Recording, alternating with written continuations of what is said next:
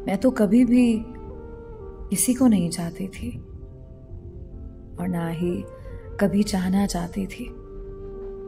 मैं तो हर वक्त खुश रहने वाली लड़की थी, रंगों की दीवानी, तितलियों से दोस्ती रखने वाली लड़की थी। मैं अपनी छोटी छोटी खुशियों में मगन रहा करती थी। उदासी को तो कभी मैं मुंह भी नहीं लगाती थी। उदास लोगों से तो मुझे चिढ़ हुआ करती थी। अपनी मीठी मीठी बातों से और शरारतों की वजह से मैं अपने पूरे खानदान में मशहूर थी। मैं बहुत खुश मिजाज लड़की थी। मैं अपने इर्द गिर्द के लोगों को भी कभी उदास नहीं होने देती थी। मेरी जिंदगी में सब कुछ बहुत अच्छा चल रहा था, लेकिन फिर मेरी जिंदगी में तुम आए। मैंने खुद से ज्यादा तुम पर भरोसा किया।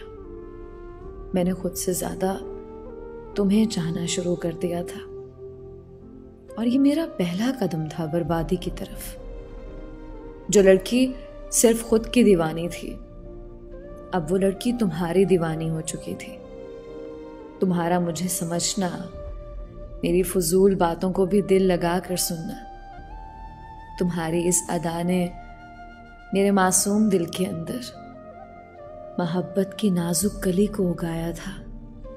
दूसरी तरफ जब तुम्हारा दिल मुझसे भरने लगा, जब तुम मुझे इग्नोर करने लगे थे, आहिस्ता आहिस्ता तुम मुझसे मुकम्मल बेजार हो गए।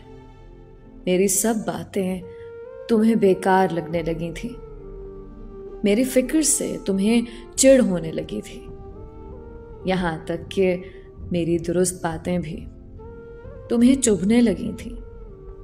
खैर, जब हद से ज्यादा किसी को दीवानों की तरह चाहा जाए तो फिर वफा के फासले कहाँ मिलते हैं। फिर दी हुई मोहब्बत का तमाचा इतने जोर से पड़ता है कि फिर सदियों के लिए रूह पर नील का निशान पड़ जाता है। मैं अपनी छोटी सी दुनिया में खुश रहने वाली लड़की अब बिल्कुल चुप हो गई हूं, बिल्कुल खामोश।